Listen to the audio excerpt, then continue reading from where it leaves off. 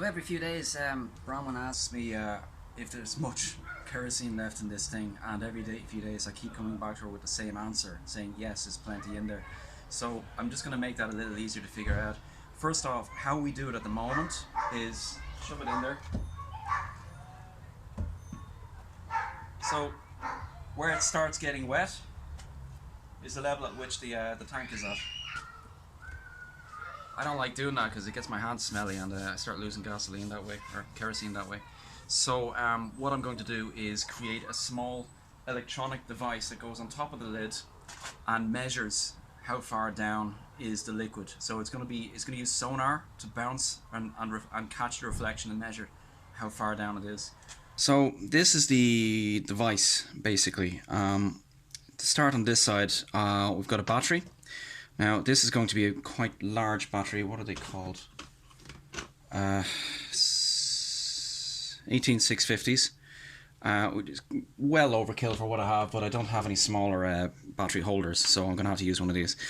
That has a 3.7 volt battery, and we have a switch here because I want to be able to turn this thing on and off.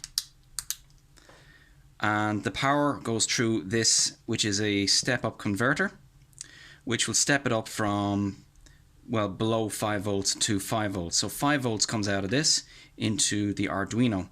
And the Arduino is going to read from this HCSR04, which is an ultrasonic distance finder. It sends out little beeps, and the beeps come back, and depending on how long it takes for them to return, it's able to figure out exactly how far the beeps traveled. And based on that, we'll then use these LEDs to tell the reader exactly how much oil is left. Not exactly, it's going to be, you know, it's in fifths basically. Anyway, so this is the device, and we'll just, for temporary purposes, we'll put it together on this little proto board. So we'll just, for temporary purposes, I'm going to put everything together. Okay, LEDs. Now, negative, positive. So negative, positive. We'll put all the positives going to ground. There's a ground there. Yeah, maybe I'll just keep it neat. I'm going to put them here. Yep. So we'll put all the short sides. Short sides is the negative, which goes to ground. Put short sides on here, and long side on this side. Okay, next.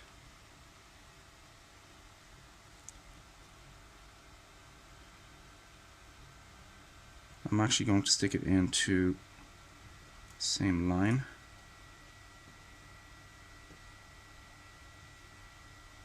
Okay, next.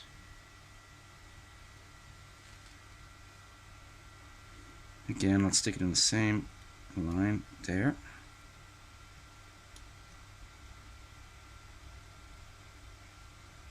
And these two green ones,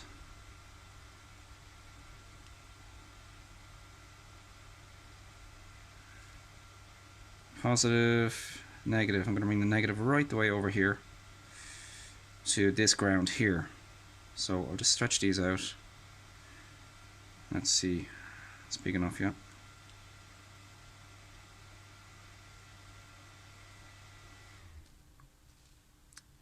There, and it won't fit. Okay, so I'll have to move these a bit. That's fine. Okay.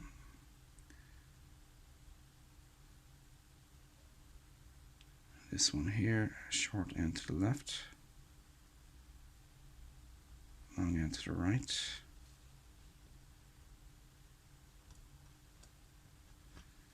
There we go. So means I just need to move these ones. Say there and there.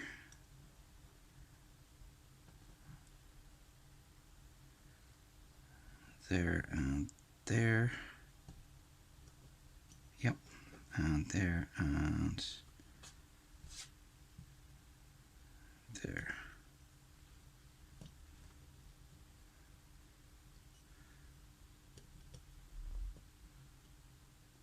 Okay, now that needs to go to ground. So that's ground, goes to ground. Where's my ground? There's one there. So bring that down to that line there.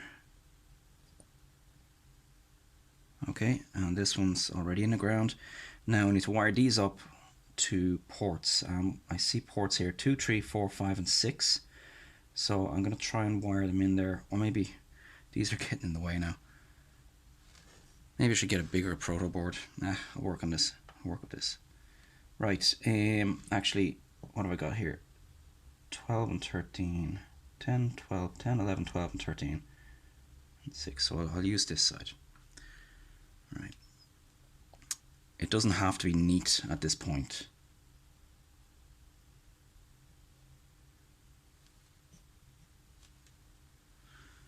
$13 is there.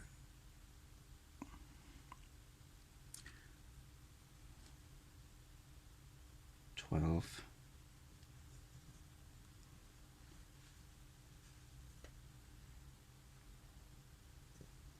Goes in there.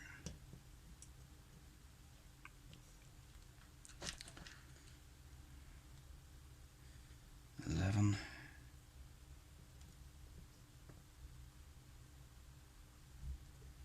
This next goes there. So I could do, let's say 9 and 8 here. Well, I want to have a little bit of distance in the wires just so I can see what I'm doing. Use a bigger, thicker wire there. So I'm going to do 2 for this one.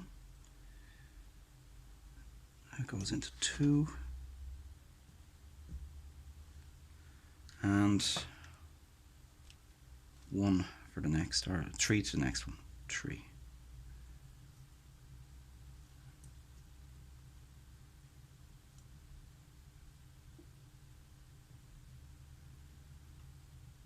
Okay, so that's the LEDs wired up.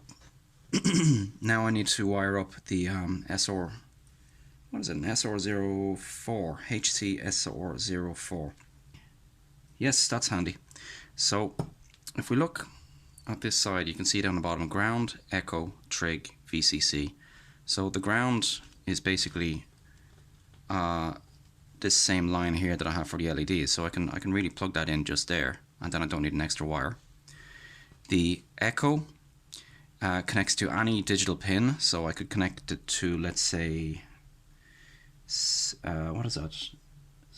7, 8, or 9. I could connect it to one of them, and the trigger connects to any one of them as well, so 7, 8, or 9.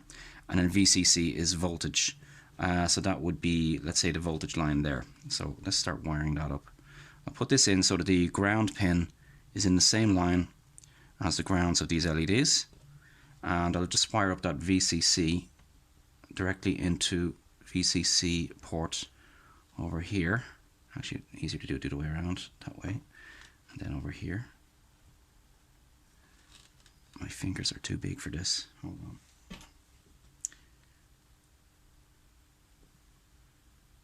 There. Okay. And then we need the echo. So echo can go from there. That goes in a bit too simple. Hold on. Yeah, okay. Echo. Yeah. Into any of these. So let's say 7. Easier to do the other way around. 7 in there. Goes to echo over here. Now it's getting a bit messy.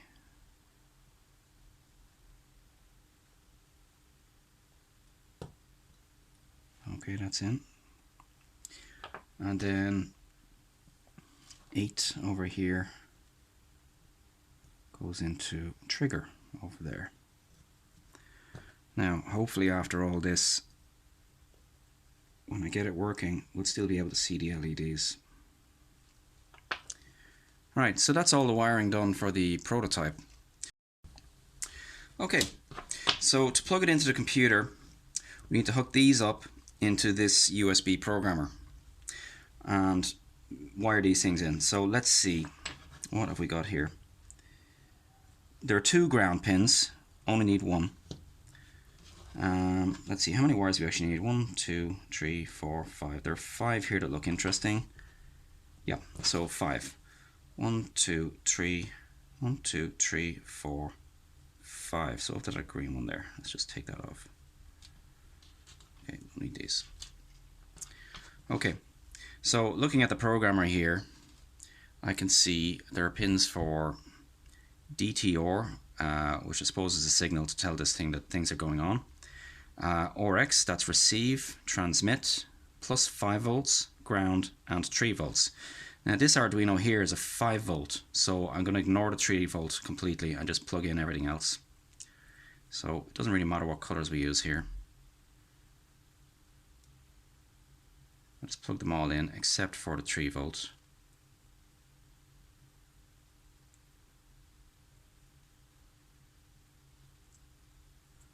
That looks right, yeah.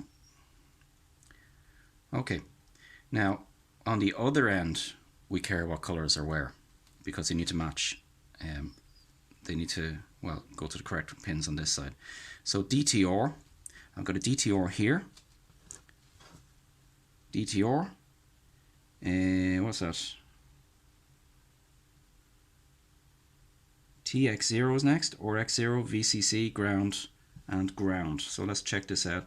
So it's almost upside down basically of what I had here. So DTR is green.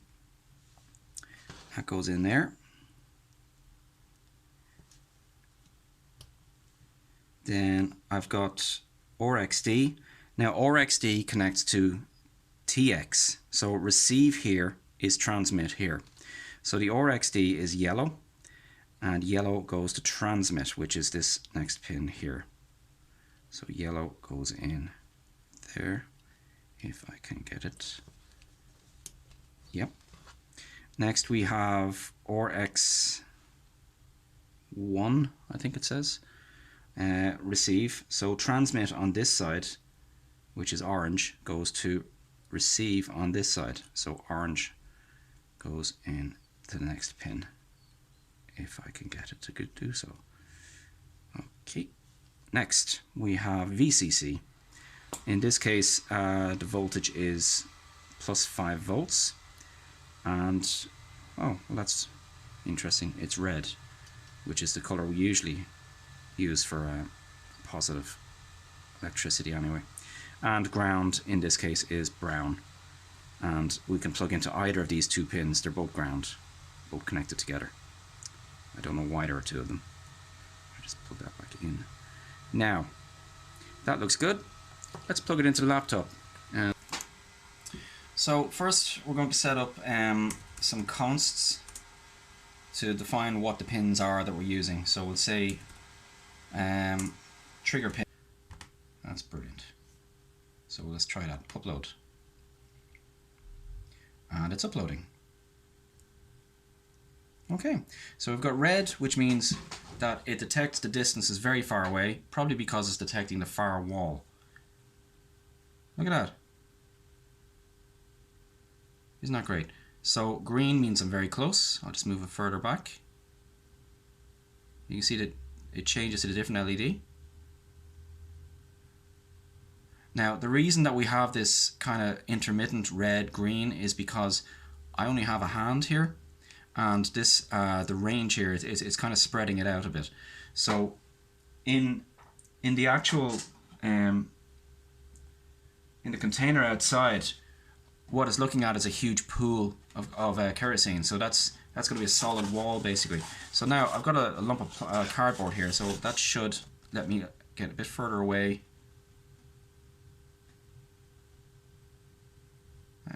There we go. Why? Yep. And I just can't seem to get that. Alright, it's awkward to get it, but I'm pretty sure it's accurate anyway. Anyway, looks good to me. So the next step is to design something for this to go into. Okay, I've started designing and 3D printing out some pieces just to start putting this stuff together. So let's get the wiring together for the .hcs or 04 thing, and got a button here. So this is supposed to have a little curvy thing on it, but I managed to break it because I didn't design it with the right radius, and while test fitting it I broke it. And that doesn't matter because this is really just for me anyway. Perfection is not important. So I'll just tighten that on. There we are, it's good enough. You can also see that the side of it is curved up a bit, and that's because of the temperature. The hotbed temperature wasn't perfectly equal everywhere on my printer. Okay, so I've got this piece here which goes here, and then this is the switch, linear voltage switch regulator thing, and then we'll have a battery just going here. So first thing I want to do is bend these pin upwards, so I'll need my pliers for that. Down and then bend upwards, and this is just so I can fit the battery case a little bit closer, which probably wasn't really needed, but I'll do it anyway. Okay, now so I've got ground on this side, voltage on that side.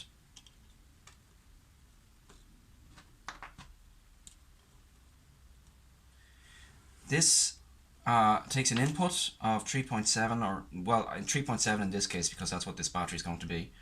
Input here, and then 5 volt output here.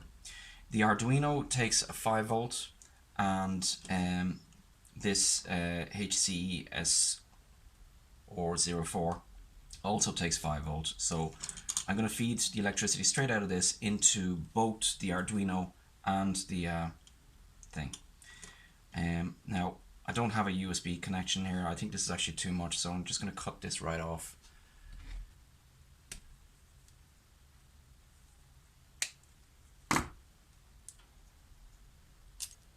There we go. Okay, and that gives us 4 pins.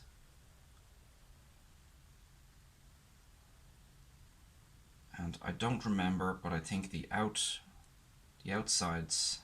pins are the voltage and ground, which we'll find out in a minute. So let's see, voltage, ground. I'm just going to put a black dot where the ground is, just to remind me. Okay, so I want this positive connection to go to that positive line there, and that wire obviously isn't long enough, and that's fine. I'll just get another wire and connect it in. Let's do some soldering. Is that long enough to there? It is long enough. I was just looking in the wrong place. So if I put that there, would it be long enough to... I'm just going to try it and see.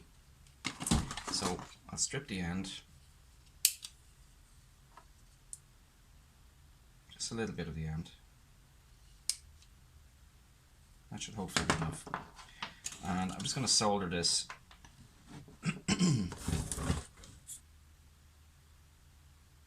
One down. So let's see, that goes here. See how that fits. That is actually not terrible. It's not terrible. It's not perfect, but it's not terrible. Okay. So if that was to go under there. Yeah, that works. Okay, so next we need a line from here to the button.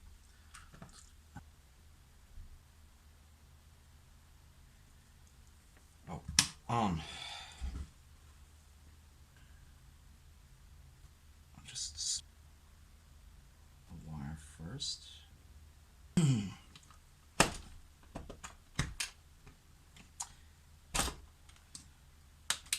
power, power off, power on. Okay, let's figure out where are the voltages. So we're looking for 5 volt. Now, so I'm expecting one side to be negative and the other side to be positive. And that was straightforward. So this is the negative side. Where's my marker? There you go.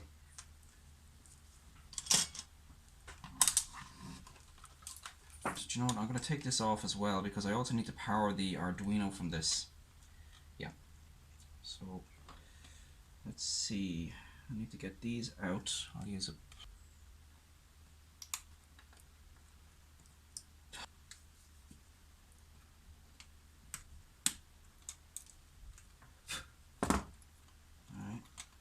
spider legs almost. Okay, so negative, positive, and negative here. So let's do that.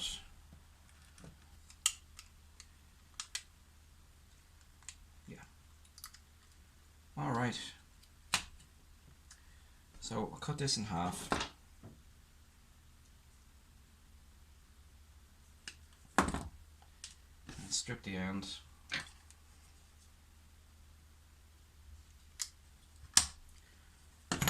Okay. And I think I want it like that. Yeah. So now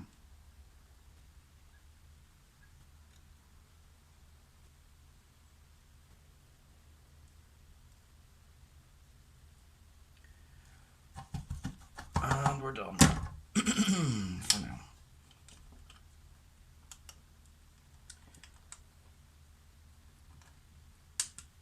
Yeah.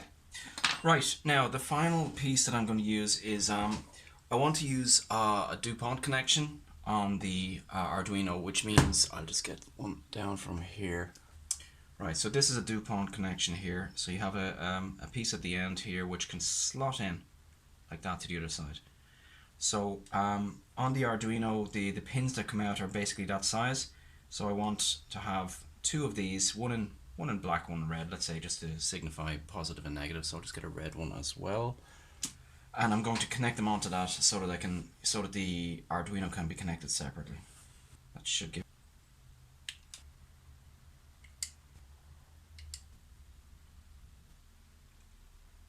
Cool. Took way too long, but it's done.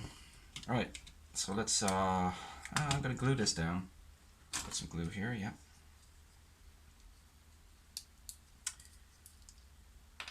Yeah, that'll work. There we go, plenty of glue on there. I think I can probably throw this glue out now.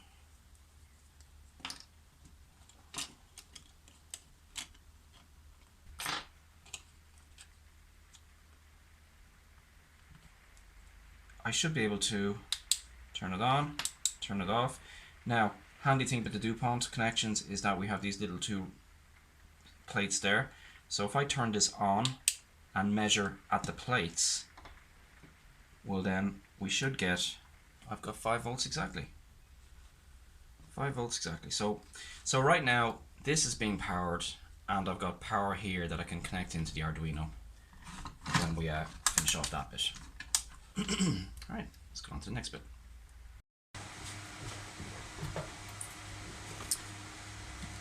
Okay, so I have this printed out, which is the box. It's going to go over the top here with a few holes there for the LEDs. You see the corner here is a bit curved down. Again, that's just my printer being temperamental. Not too worried about it. The LEDs will fit in anyway. So the LEDs are 3mm wide, so I'm going to need to drill these just to be absolutely sure that they will fit in there. And I'll get a spare LED. Right. Just to test the fit. It's a bit tight, so I'll need to drill these slightly just to make sure LEDs actually fit in.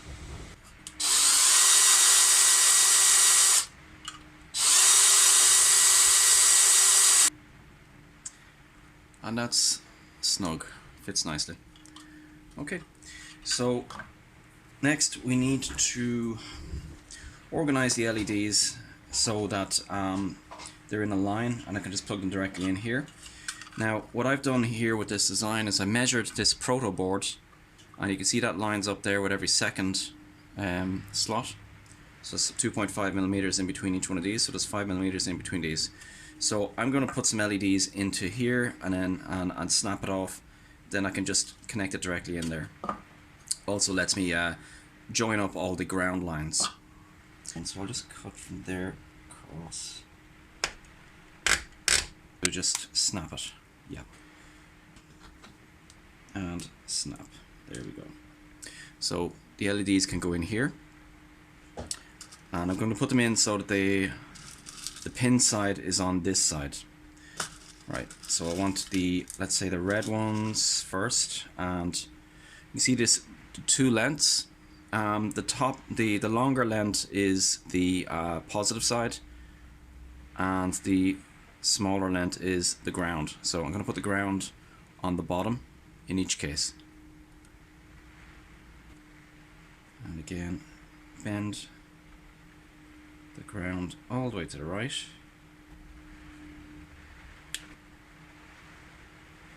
Okay.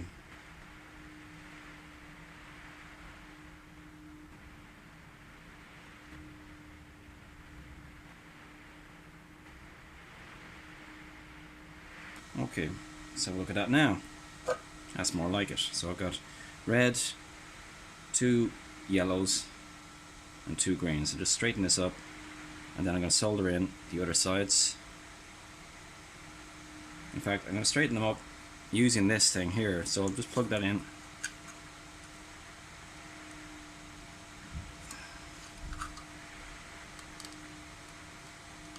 Yeah, that's good.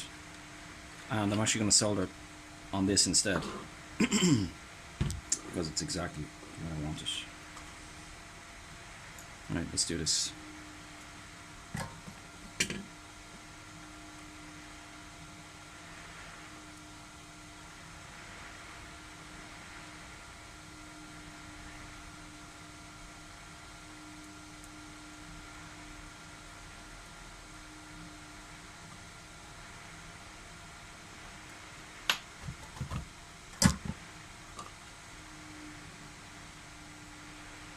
That's good.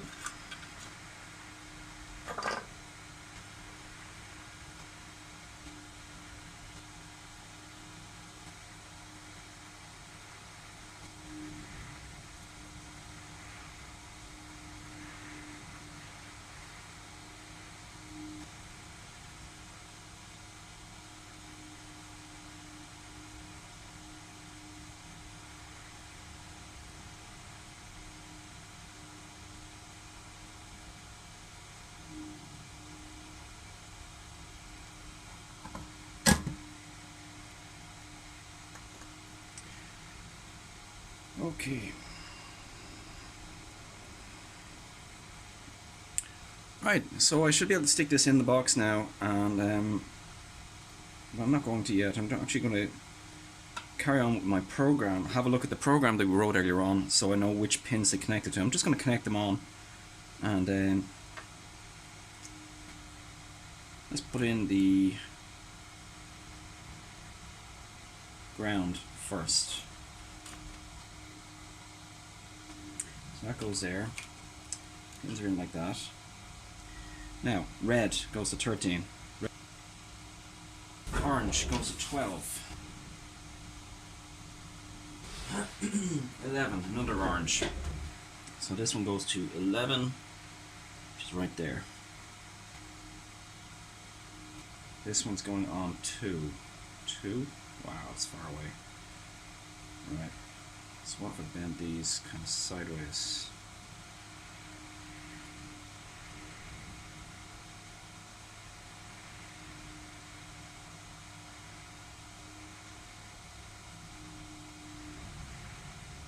Yeah, that's good. Right. And then I can plug this into 2, which is just there. Right, my hands are starting to shake. concentration here. Very hard to get the right angles. Let's try that. So this goes on 3. Now, we're nearly there. So that's all the LEDs. I'm just going to bend these into shape. So that goes like that. This goes over here. Red, yes, like that. Okay. So they should just slot into place and nothing is touching each other. That's good. Okay. So the final pieces are to hook up to the sensor. So the sensor pieces are, trigger pin is 8 and echo pin is 7. Trigger and echo. So we'll need 2 DuPont connections for that, so we'll get those 2 that I cut there yesterday. Oh, I don't know where I put them, so I'll just do 2 more. So I'm just going to actually just make them both out of this one thing. Now, I don't remember. It is important which way you put them around, but we can figure that out through trial and error. Where is my stripper? There it is. Okay, so we'll strip the end off this. Strip the end off the other. Just a little bit more of this. Okay, and they connect to 7 and 8. 7 and 8 are okay. So power, we'll just plug into power first. Let's see, this is positive. That would be the VCC, which is there, and ground. And we'll just turn it on. Yep, that's good. Okay, now, so before I plug it in here, I'm just going to try out these 2 different pins here, one at a time, until I get the right configuration. So I'll just try them randomly. It really doesn't matter. So I'll try this one first, see what happens. So my wall is about 26 or 52. Right, and I can see that that is making absolutely no difference no matter what I do. So maybe it's the wrong way around. Let's try it the other way around.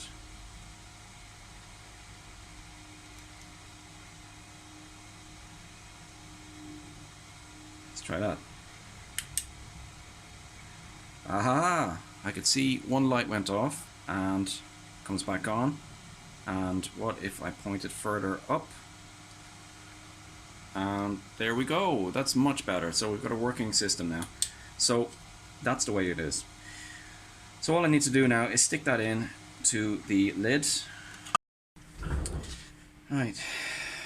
Scrape out any loose bits and put the glue down.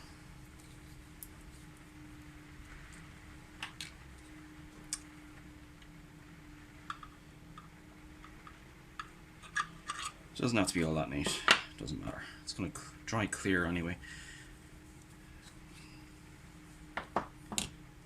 So I should be able to now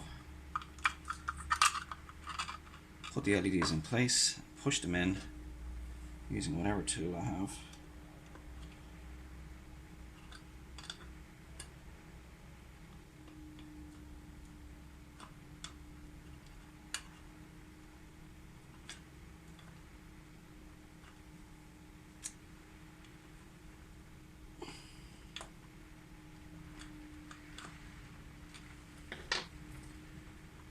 Okay, and I don't even need to do anything with the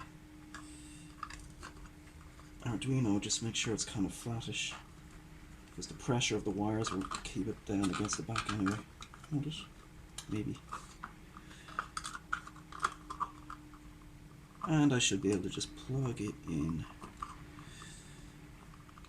Push that. I think I made the tolerance too tight, it just won't fit in.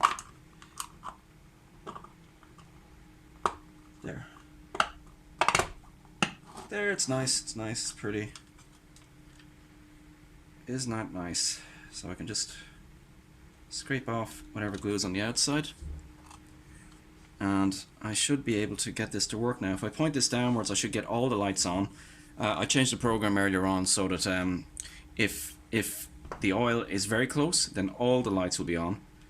And just the lights kind of turn off as distance increases. So let's try that. There's all of them on. And then if I just angle this so that it's pointing towards the back wall, you can see it goes down. Isn't that cool? I don't remember that flash being there.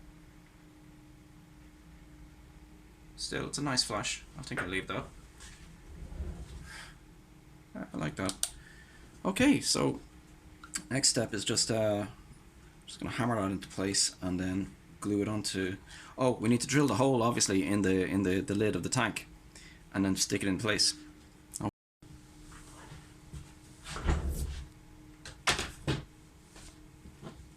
The next step is to seal this so that no water gets in from rain. These are okay since I put glue in from the other side, so the glue actually acts as a seal. I've got a little bit of a gap just around the button here, so what I'm going to use is a little bit of sealant.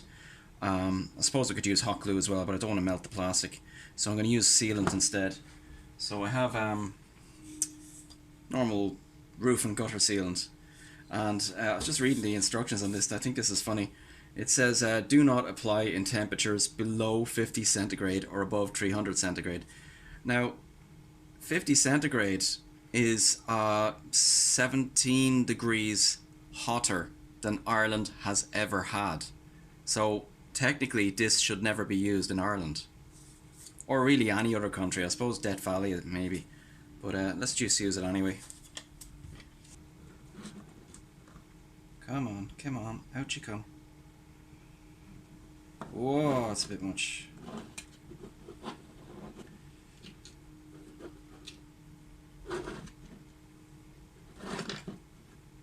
Now, I've had some people have been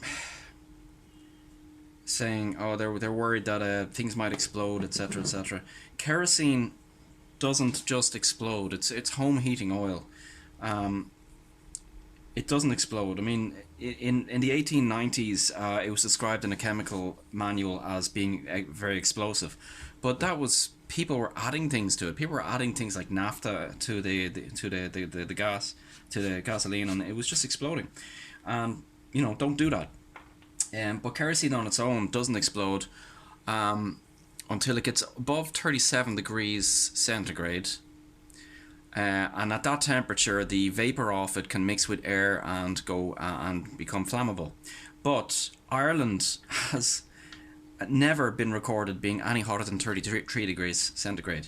And even if it does get above 37, you still need a spark to set it off. Having the mixture is not enough. You also need a spark. There's no spark here. There's not going to be any spark. Especially as the only bit that goes in the tank is these two little pieces here. That's all. Right, I'm going to go get the cap and we'll do the next part.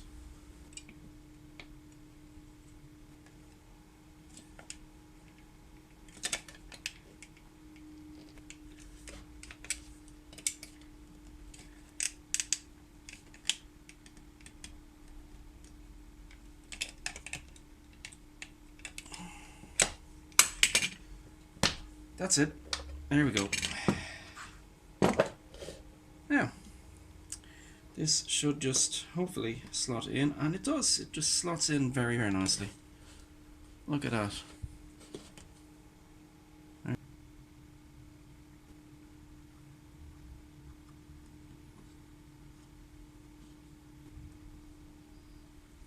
Nice. Okay. Now we seal this side. Should be a lot easier.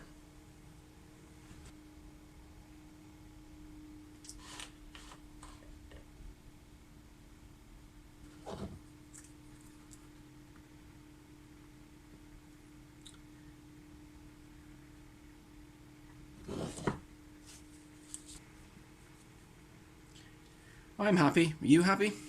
Works for me. Let's go stick it outside. Okay, moment of truth. So I'll just take off the temporary cover I had on here and put this on.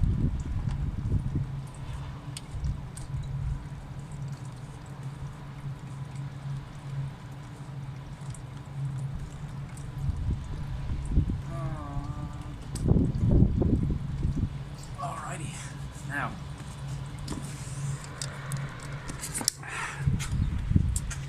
now let's see how much oil we have in. And it looks like it's just about full. Isn't that great? Only wasted a few days when I could have just stuck a pole in.